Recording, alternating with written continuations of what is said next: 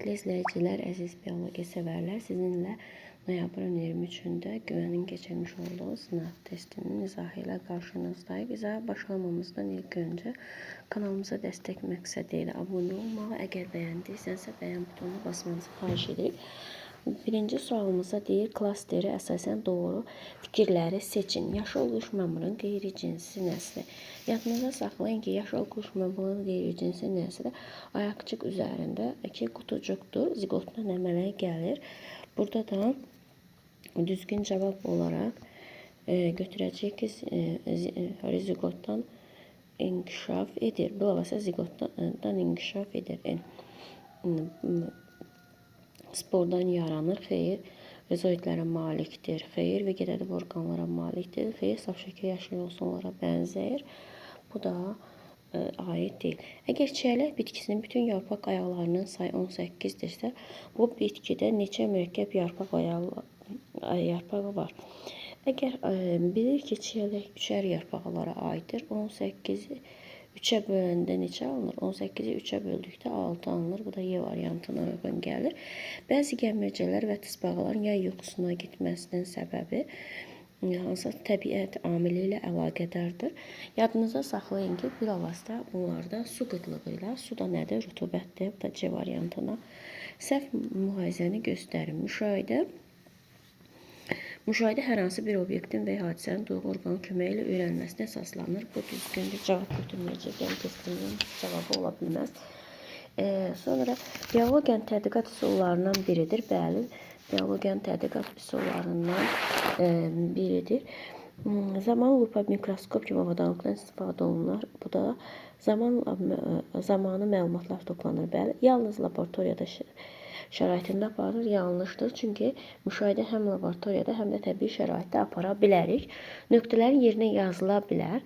Burada gövdə çelikləri ilə çoxalma, şəklini dəyişmiş orqanlarla çoxalmaya aid deyil. Çünki kökümsözdür, soğanaqdır, bığıcıqdır, gövdə yumrusudur. Bunlar şəklini dəyişmiş orqanlara aiddir. Örtüdüyü bitkilərin yarpağının üst dəyici hüceyrəsinin bilavasitə altında yerləşir. Yadınıza saxlayın ki, bilavasitə altında yerləşir sütunvari toxuma. Sütunvari toxuma da nəyə aiddir? Parenxima aiddir. O da parenxima toxuma hüceyrəsinə aid olmuş olur.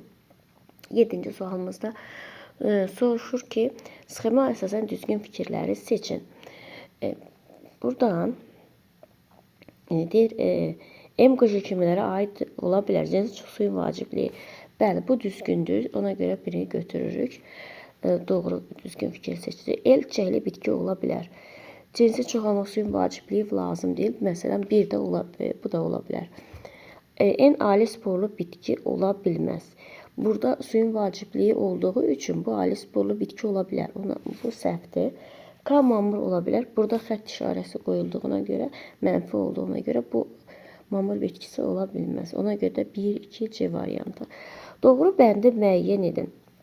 Yadınıza saxlayın ki, üzüm, noxud dırmaşandır, daş sarmaşığı dırmaşandır, qarpız sürünəndir, bobiya sarmaşandır. Ona görə düzgün cavabımız olur C variantı.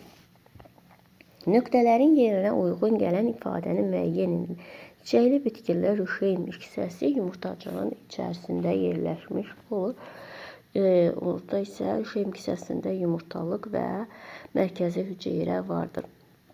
Papaqlı göbələklər misli ağac kökləri mikroizası əlverişli qarşılıqlı münasibətlərə aiddir. Şəkildəki bitkinin sporları və qametləri əmələ gəlir. Sancaq şəkilli plan göstərilib. Onların sporları sümbülcükdə, qametlər isə spordan əmələ gəlmiş olur. Ona görə də cavabımız B. Sporlar sümbülcükdə əmələ gəlir.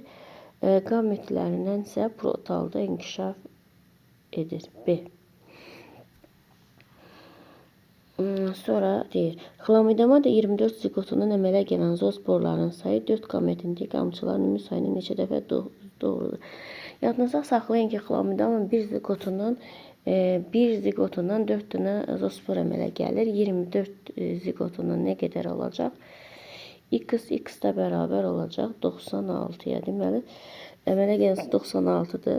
Deməli, 4 qametində qamçıların, bir qametində 2-dirsə 4-ü vuracaq 2-yə, neçə edəcək? 8. Oradan da 96'nı da 8'ə bölsək, bu da 12 eləyəcək C variantı. Gövdə canlı ötürücü toxuma hüceyrələri əsasında toxuma hüceyrələri əsasən harda yerləşir? Yadınızda saxlayın ki, bunlar qabığın daxili qatında, yəni floema qatında yerləşmiş olacaqdır. Uyğunluğu müəyyən edin. 1'ə uyğun gələcək C, tamam. 2'yə uyğun gələcək B, yəni tükcüklər zəncir otu. Uçağanlar isə 3'ə də yox. Bir dəqiqə. 1'ə uyğun gələcək C. 1'ə uyğun gələcək C. 2'yə uyğun gələcək B. Zəncir otu uçağana malikdir. Tükcüklər isə 3'ə də uyğun gələcək ya su qamışına malikdir. Bu da D variantına uyğun gəlmiş olacaqdır. Deməli, cədvəl X plus Y-in cəmini hesablayın. Hüceyrənin sayı 22'dir. Xromatoforun sayı nüvənin sayı. Yadınıza saxlayın ki, substrata bağlanan hüceyrədən başqa qalan hüceyrələrdə xromatofor və nüvələri vardır. Ona görə X-imiz də 21'dir, Y-imiz də 21'dir. Cəminin soruşduğuna görə 42 eləyəcək.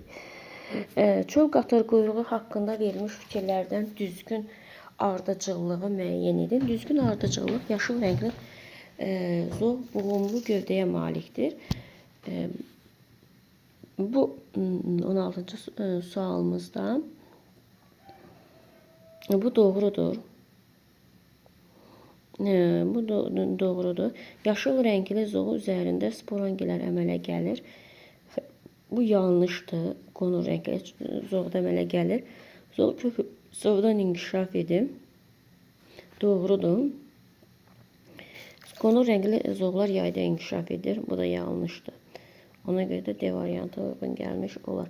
İşığın gözə və yaxud da yarpağa təsir hansı kimyəvi hadisənin biologiyanın hansı sahəsi öyrənir? Burada fizikadan gedir. Onların birlikdə sahəsi isə biofizika adlanır. Cədvələ əsasən düzgün bəndi müəyyən edin. Bir toxumlu quru meyvələr ya dəm meyvə olacaq, ya toxumca meyvə. Ona görə A, Y, D. İndi sonra deyir ki, ikincisi isə qurudur. Quru meyvələr ya buynuz meyvə olacaq, ya da paxla meyvə. Ona görə buynuz meyvə olan bunu götürürük. Sonra isə bir toxumludur. Bir toxumlu meyvə isə və şirəlidir. Bu da çəyirdək meyvə. Ona görə də Y variantını götürmüş oluruq. Yetkin erkək qıcı bitkisinin üzərində əmələ gələ bilər. Yadınıza saxlayın ki, yetkin erkək qıcı bitkisinin üzərində sporangilər, oradan isə sporlar inkişaf etmiş olur. Bu da Y variantı. Son 20-ci sualda sfagm haqqında yanlış bəndi müəyyən edin. Gövdəsində xloroplasta malik hüceyrələr olur. Bəli, düzgündür. Yarpağında xloroplasta malik hüceyrələr olur. Düzdür. Gövdəsində ölü hüceyrələr hesabına suyudur. Bəli, onun hüceyrəsində yaşlı hüceyrələr bərabər ölü hüceyrələr də yerləşir. Ona görə də öz çəkisindən 25 dəfə çox su içir. Yarpağı ölü hüceyrələr hesabına suyudur. Bu da düzdür. Gövdənin aşağı hissəsində rizoidlərlə sudur. Bu yanlışdır. Sonra 21-ci sualımızda soruşur ki, toxumların yayılan əsasən canlılar vasitəsilə həyata keçirilir. Yadınıza saxlayın, dəvədabanda qarmaqçıqlar olur və bu qarmaqçıqlar vasitəsilə öz toxumlarını yayır.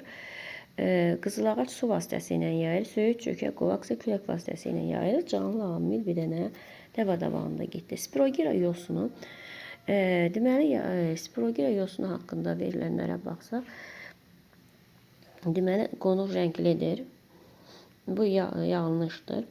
Rizoidlərə malik deyil. Deməli, yadınıza saxlayın ki, heç bir yerdə üzmür, heç bir yerə yapışmır. O suda pasiv şəkildə üzür. Yəni, ona görə də bu cavab düzgündür. X-in yerinə yazıla bilər. Deməli, kök şəkil dəyişməsi, paralel damarlanma yoxdur. Yarpaq şəkil dəyişməsi yoxdur. Milkök sistemi. Bu aid olacaq, deməli,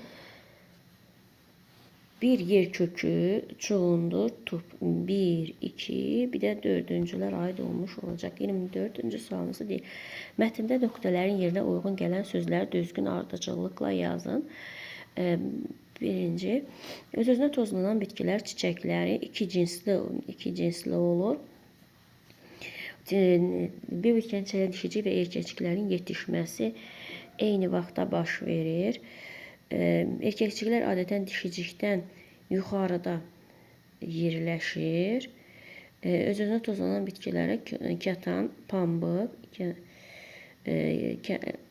kənaf, pambıq, kətan bitkiləri kimi bitkilərdə çiçək açılmadıqdan sonra gedir.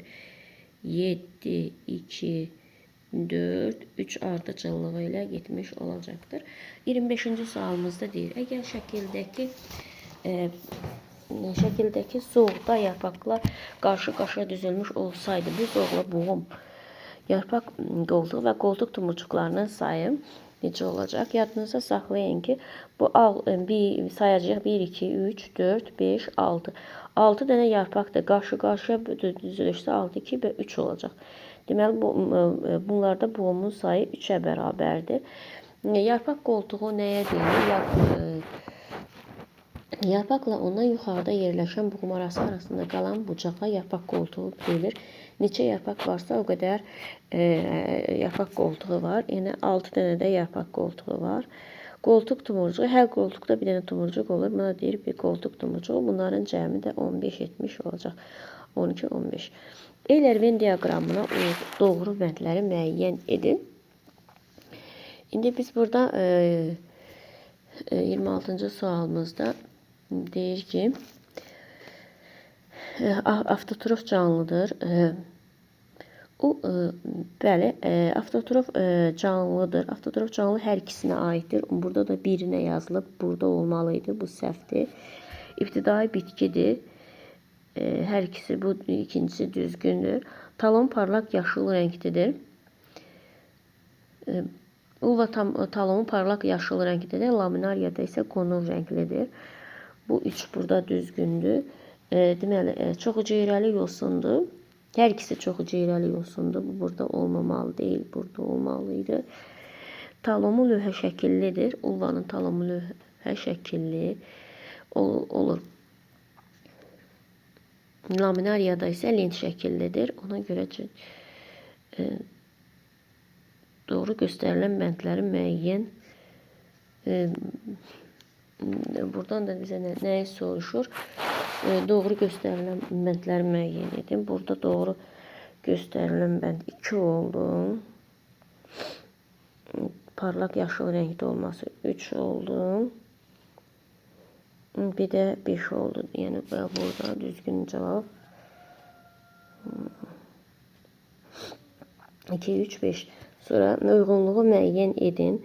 Sadə çiçək yanlıqlı 2 cinsli çiçəkdir. Sadə çiçək yanlı 2 cinsli çiçək 3'ə uyğun gələcək A. Sonra 2'yə uyğun 2 qat çiçək yanlığına malik bir cinsli çiçəkdir. Burada gördüyünüz bir dənə dişicik oldu. Ona görə 2'yə uyğun gələcək B. Burada da görürsünüz ki, yarpağı var, həm də çiçəyi var, həm erkəkçiyi var, həm dişiciyi var. Ona da 2 qat çiçək yanlıqlı 2 cinsli çiçəkdir. 1'ə də uyğun gələcək Y. Deməli 1'ə E, 2'yə B, 3'ə isə A uyğun gələcək. 2 cinsli oturaq çiçəkdə bu heç birinə aid deyil. Sadəcə yanlıqlı bir cinsli çiçək, bu da heç birinə aid deyil.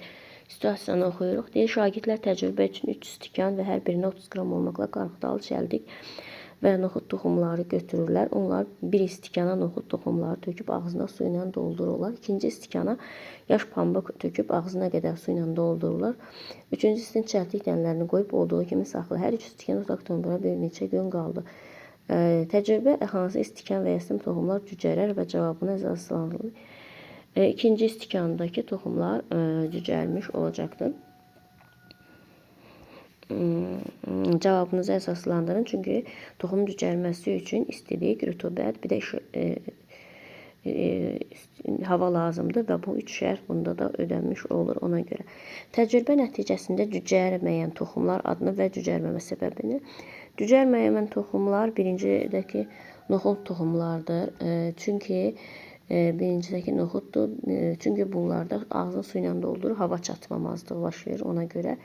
Bir də üçüncüsündəki çəltik toxumlarıdır. Bunlarda isə rütubət çatmamadığına görə cücərməmişdir. Təcrübədə cücərmiş toxumların cücərdikdən sonra kütləsinin neçə qram olduğunu həllini göstərməklə hesablayın. Dedik ki, çəkisi 30-dur, qarğıdalıdır. Qarğıdalı da öz çəkisinin yarısı qədər. 30-un 2də biri neçə eləyəcək? 10'da 1, 30'un yarısı 15 olacaq. Bunu da cəmi eləyəcək 45. Bu qədər diqqətinizə görə sağ olun. Bəyənməyi və kanalımıza abunə olmayı unutmayın.